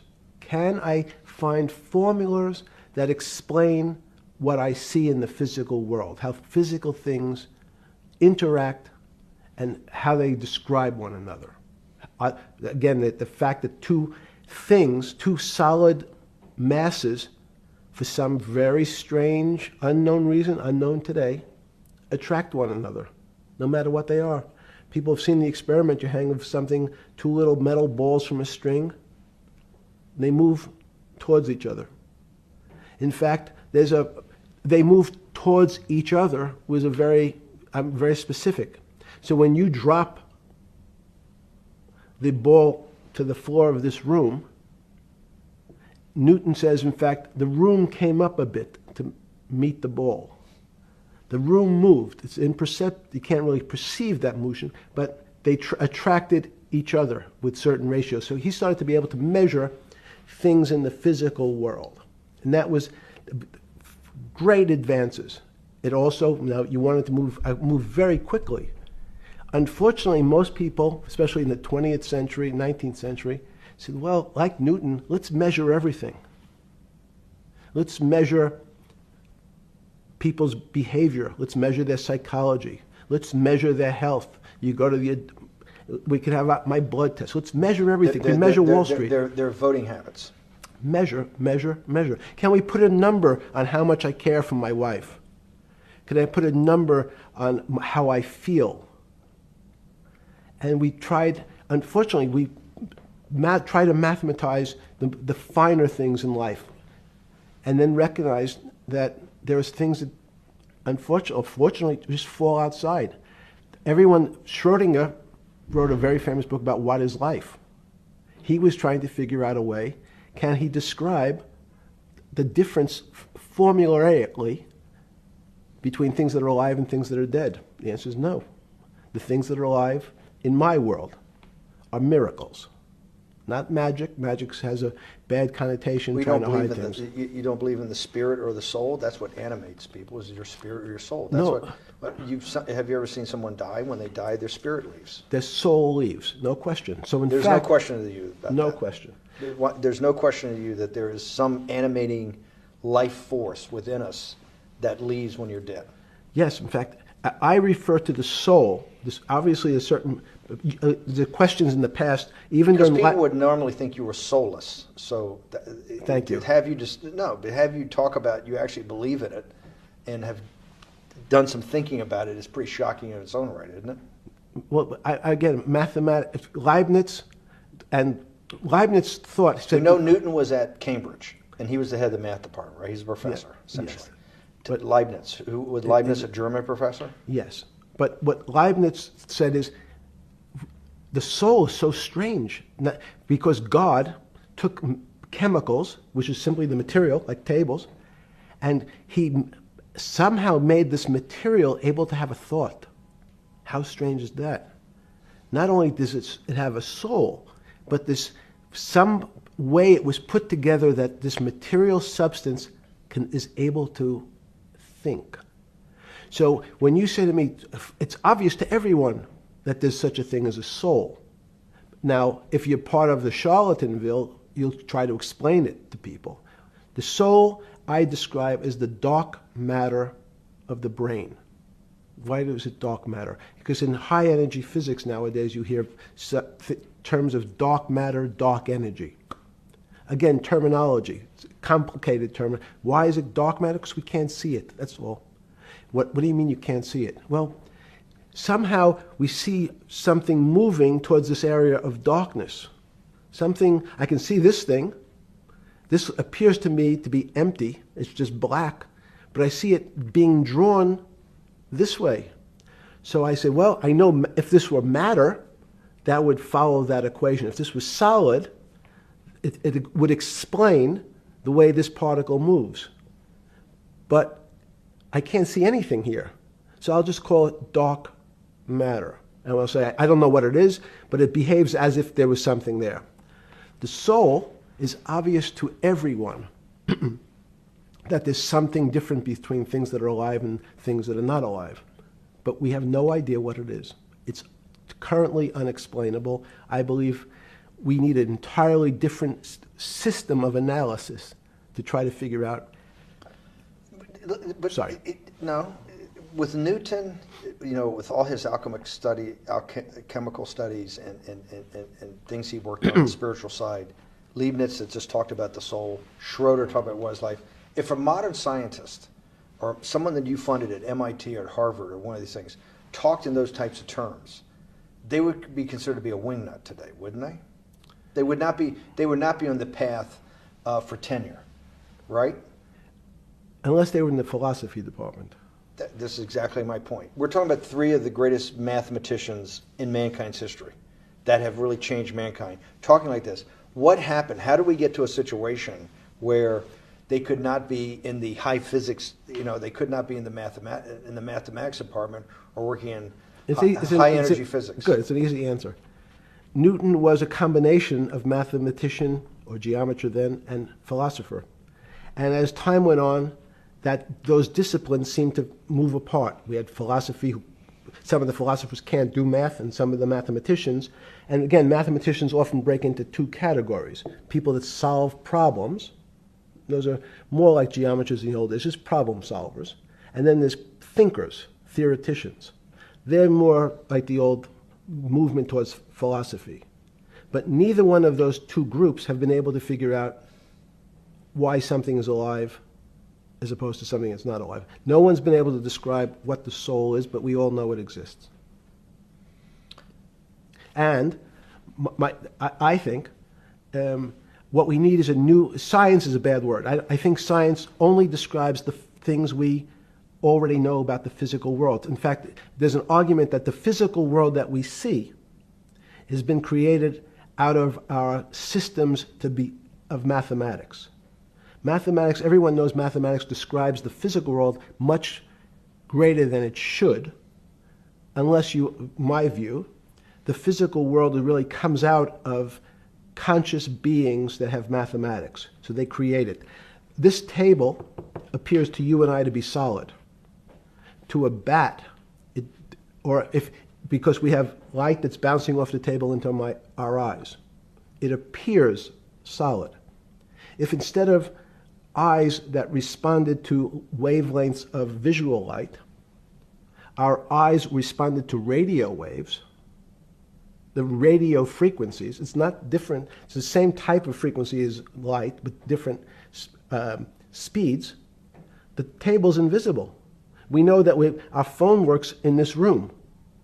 So the waves are coming through the windows, the waves are coming through the walls. So the walls are invisible to that type of radiation, that type of energy. The walls I can see them because my eyes, a physical system, determines that the walls are there. You, with Murray Geldman, you founded, or were the original donor, and had the idea of Santa Fe Institute. In 10 or 15 years later, that effort to study the complexity of systems mathematically. Yes. Was it's a total failure. Yes. A total failure. Total failure. Why is that? It's the failure of science because, in fact, if to some extent science doesn't describe romance. I don't know why I'm attracted to somebody. I don't know. People are attracted to each other, and everyone has the same feeling. They've seen someone walk in the room, and they say, "Oh, that person gives me a creepy feeling." Science has tried to describe. Science doesn't describe what creepy feelings means. They just know it's a creepy feeling. I think women as I said the last time, have an intuitive sense. What is intuitive? They have intuition, they have feelings, and they're able to deal in the realm of things that men, especially men like myself, find unexplainable. They have women have intuition, men see things a bit differently. Men want to measure everything. Women are not really that interested in measuring. In what you're saying in macro terms, you actually think science, mathematics, maybe ultimately technology is moving to that more intuitive. I think science and math are old-fashioned. And unfortunately, people are still taught that they have to learn algebra in school and certain things in school, as opposed to learning to have an emotional. Is this what Larry Summers was trying to get at? Maybe he didn't say it perfectly enough, but what he was trying to get to in that system, the systems we study today, the way mathematics is either taught or understood, that women just haven't gotten up to the highest realms of engineering or physics or mathematics because of that. And you're actually implying that there's a either new branch of science, or we've hit an inflection point like in Newton that's going to go in a Newton took mankind in a different direction because he was able to measure. Then you had subatomic, non-Newtonian physics later. Are you saying that you think there's another developing field that's coming up that may take us, I don't know how many decades to get our hands around, but that's what's evolving out of this? Yes. Yeah. In fact, I think that mathematics, it's not the end of science. Every year someone says it's the end of, we can't discover everything. There's lots to discover with relationship to the physical world, but we know a lot already. In respect to the unexplainable world, we almost know nothing. Women, again, sense it. And instead of Larry Summers, I won't digress too much, but Howard Gardner early on said, there's not one form of intelligence. It's not mathematical intelligence. There's emotional intelligence. There's kinesthetic intelligence. There's this argument that I reject that black people are less intelligent than white people. It's not true. We know, for example, that if I was in the forest and I had to run from the lion or figure out a way not to be eaten, and my competition is a local African, I'm the one who's getting eaten because they have the intelligence to deal with their local environment. So it's just different. It's not better, it's not worse, but there's many differences amongst different types of people. And so people have different intelligences, and they excel in some intelligences usually, and less so in others. When did it come to, because the world of high finance is a world of pure reason, or is it a lot of emotion and gut checks and on trading desk and central banks when these decisions get made? Is it that high church, like the high church of science of high energy physics, or is it as much emotion that comes in as much as the mathematics and the reason? It's a great question. I think if you talk to really experienced and successful traders and you ask them how they know what's going on, they can't give you an answer. They don't know. They feel it. They can feel the way the market's moving. They can feel the way the stock's moving. And that these are not very well-defined terms. It's difficult to put in mathematics terms, how did I feel it? You could look back and make guesses what I was seeing. But great traders feel it and then act on their feelings. That's the difference. Many people feel it but are afraid because they want a mathematical justification before they take that next step. When you first got on the trading desk at Bear Stearns in the late 70s or mid 70s, were you shocked by how little actual understanding of mathematics that the traders comprehended? Yeah, well, again, we had a Texas Instrument calculator. Most stockbrokers, especially before 1975, if they were good stockbrokers, could add. That's about it. They could multiply. If you could multiply, you were already in the top 15% of stockbrokers. Stockbrokers simply meant there's a story. When I went to the first person, I had no money. And I said, how much money do you make a year? And he said, $400,000. I said, impossible. I'm making $10,000. That's probably more than your family had made in its entire Life. existence. Yes. And he makes it in a year. I said, what do you do? And he said, it's too complicated for you to understand, which is what the main thrust of Wall Street people, they want to tell you it's too complicated. Because if you understood that that person was simply, he had a brother-in-law, in fact, in this case, who ran the pension fund at General Motors. His brother-in-law would call him and say, buy 1,000 IBM. He'd hang up the phone, he'd write it out on a ticket and walk it to a window. That was his entire skill set. Hello, write what my brother-in-law says, walk it to a ticket window. Give me an example when you were on the trading desk in the early days of Bear Stearns of a time that you felt either complete uncertainty or you saw total panic, where something was happening that people couldn't foretell and that they were like in an airplane cockpit where it's going wrong. Walk us through that. In 1978, I think it was, across the news wires, there had been a collapse of the currency in Thailand. On the other side of the world, had no relationship to me. I wasn't sure where Thailand was. But the fact that a currency, a country's money, had all of a sudden dropped tremendously in value, affected the rest of the world's markets. And people panicked because they'd never seen that before. A very small part of a very complex system had a shock throughout the whole system. So prices on Park Avenue apartments, the bond markets, the stock markets, every started to gyrate.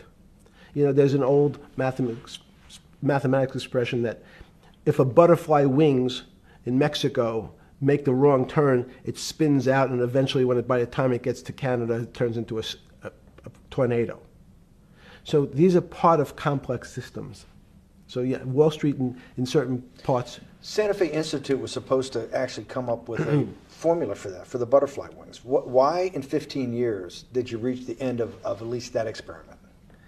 Every attempt to, that's why it's so exciting now, because I think certain people are starting to realize that there's so many things that are unexplainable that we have to think about them differently.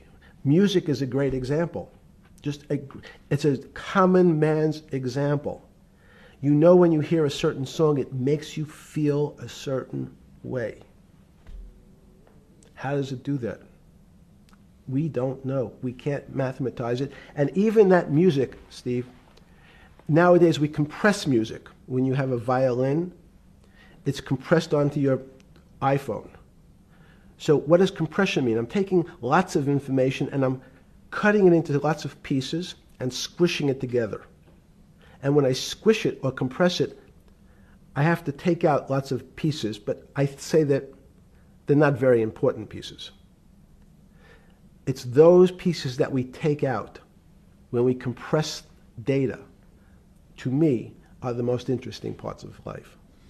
You just said a while ago, part of this new search for science may go back to when people were actually talking about a soul, and you said there's no doubt in your mind that there is a soul.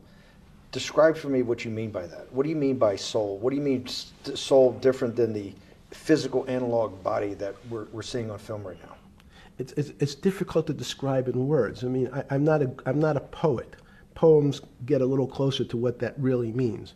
But even the concept of what is life becomes complicated when you deal with plants and seeds. Is a seed alive? I don't know. Certain people would say, no, it's dead. When you're a banana, one of my favorite examples is the banana that's sitting on the countertop in your kitchen today. Is it alive or dead? What do you think about human life? Tell me about human life. But your banana is alive. That banana is breathing. It's on your. You say that's impossible, Jeffrey. No, it's not. Is the banana conscious? All these words. These are words. So everyone's trying to fit a very complicated concepts into a very small box called conscious or alive. These don't fit in that way. So if you put your banana in a bag and put another fruit in with it, the fruit ripens faster because the banana breathes with it. We don't understand most of those things. So you asked the big question. Sorry. You talk about the life. What about human life? What about it? Tell me what do you think? What do you think human life is? It's a miracle. It's a miracle. And when I say miracle, I can't explain it, and I make no attempt to explain it at the moment. We don't know how to think about it. And anyone, and again, another one of the Feynman quotes when he was talking about quantum physics. He said, anyone, Jeffrey, who says they understand quantum physics and quantum mechanics and quantum behavior, you know they're lying. Let's talk about it. That's post-Newtonian. Talk about what's the difference, who founded quantum mechanics, why is quantum mechanics taking Newtonian physics and taking it to the next level? It forms a much broader category. Let's go back to this desk. You use the thing of Newton using this desk.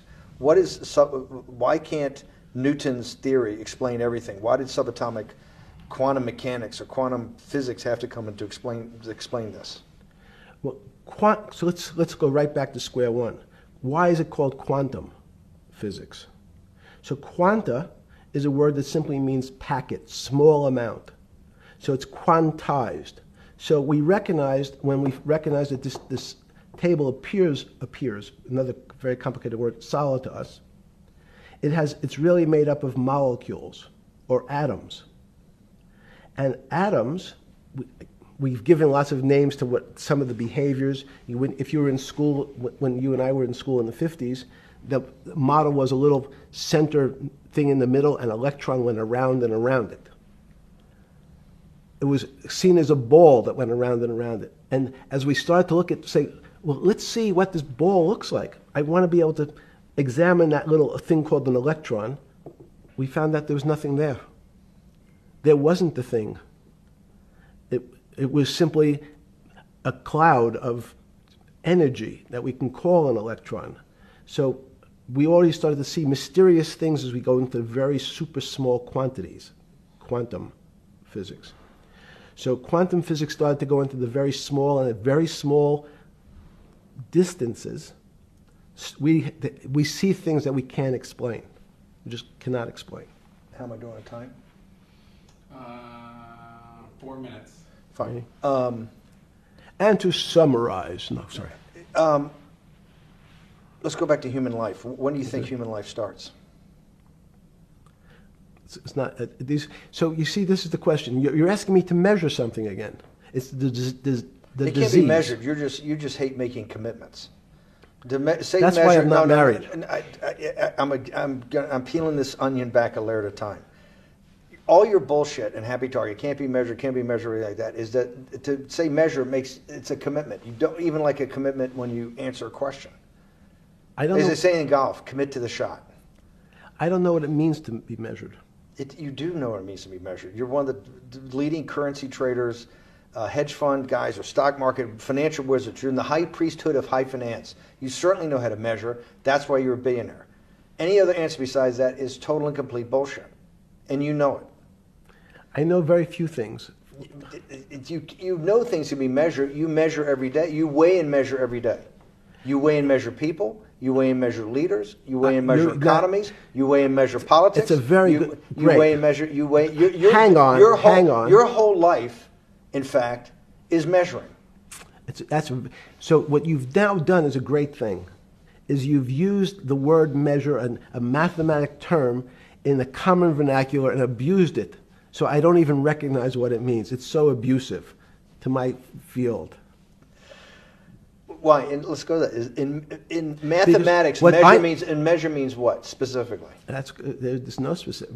It's an approximation, or giving something a number. Einstein said, we're not asking you to go to the 9th decimal point. You didn't say that before. No, you're not going to the 9th. I don't even. What if I say measure how tall are you? You'd say in your case 6 foot. 6 feet. But is it 6 foot 1 inch? Give or take, between 5'11" and 6 feet. But what's that? So the question is, I want an accurate. I got Zeno's paradox. I don't even know what it means to measure you. Am I measuring the top of your hair, the top of your skull, and the finer, the more you're being rabbinical. This is like I shaved my beard off. I used to be rabbinical. No, my point is, isn't that going through the Torah where you're parsing every definition? No, so, however we broadly define measure, your life literally is about measurement, is it not? It's about putting numbers on things so that I can try my best. That you can call it whatever you like. If that Well, that what do makes you ca- feel what- better. What do you know? No, Because I I'm wanna trying to make you relate it happy. back to your scientific inquiry. No, even a number. People don't. A number is a complicated When did thing. you come? When did you come to this When did you come to this aha moment? Was when it was in your solitary confinement, when the biggest financial crisis in world history was going on, in your 7x9 jail cell with your metal bed and your two brushes because you were a trustee with the brown uniform on, trustee spelled wrong. Is that the moment of clarity that you had about science and Newtonian physics and everything that we can measure is really not going to be the way we go forward? It's going to be much more esoteric, emotional intelligence thing. Was that your moment of clarity? I wish it was, because it would make such a great story for this interview, but it's not. It's the fact that I lead such a privileged life to come across. But when did you? If it didn't happen then, when did it? Or did it happen before? I was then? going to hopefully Okay. get to the. Okay. I'm in a privileged position to have some of the world's smartest people come to my house and tell me what they think about different subjects, and I finally realized that the thing that they had most in common was there was this area, no matter how smart they were, that when I asked them the questions, they said they'd have to resort to a 500 or 1,000-year-old response to that question, which was, I don't know. You know who else found that out? Socrates. That's what Socrates kept doing, right? Socrates kept asking all the experts. He would go through, question after question after question, and realize at the end they didn't really know. They really didn't basically understand what they were talking about. And one of the things that people won't enjoy, it turns out that potentially one of the bad things to teach children is how to write. So writing, reading, and arithmetic was supposed to be, everyone's supposed to be taught. But writing forces you into a very narrow channel of thinking. You have to write in a certain form, in a certain way, in a certain linear pattern.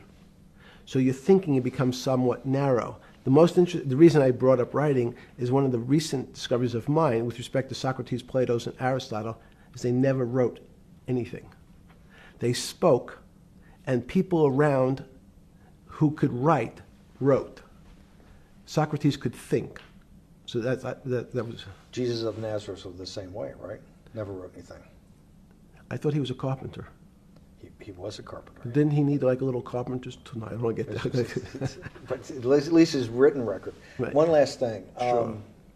Thank you for having me to your house.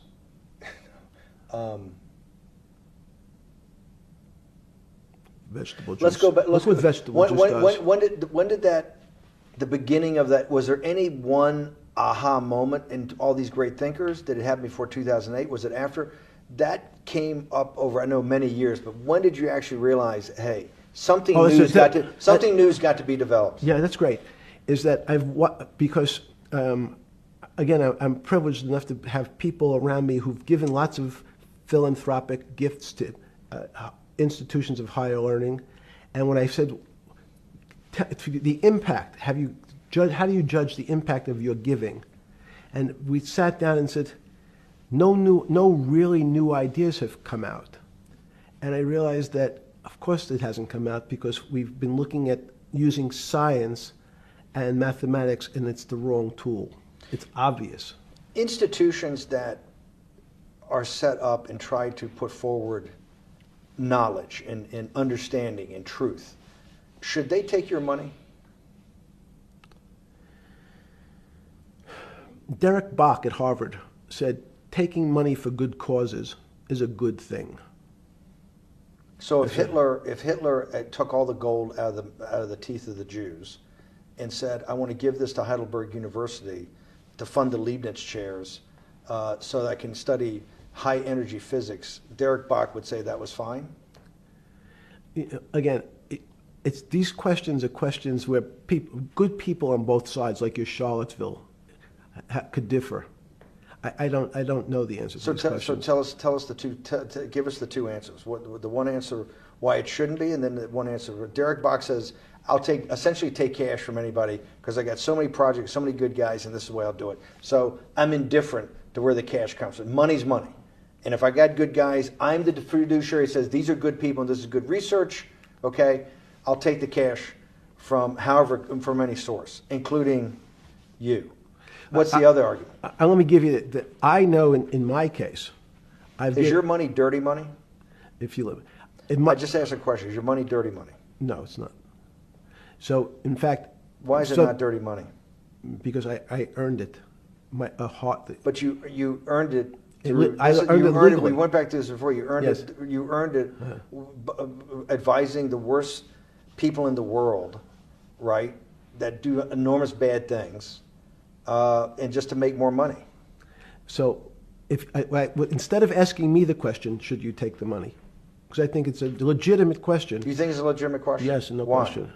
Because I think about, ethics is always a complicated subject, but I can tell you that with the money I gave to help try to eradicate polio in Pakistan and India, instead of asking me whether that money should be given to these children for vaccines, I think you might want to ask their mothers who received the vaccine, who know their child now won't get polio, and ask them if Epstein should have helped these people with their money. If we walked in, you're a mathematician. If we walked into that clinic where they're giving that money out to these people that are in the most dire straits of poverty and sickness, and told them that the money was coming from class 3 sexual predator?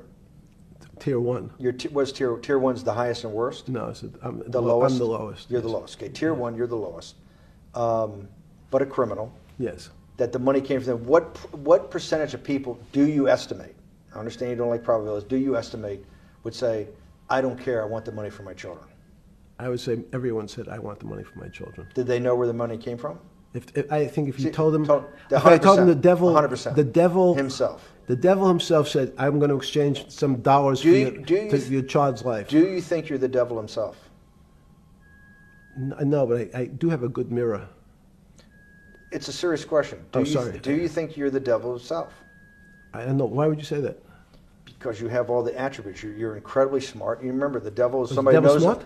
The devil's brilliant. You read Milton's Paradise Lost. No, the devil scares me. Satan is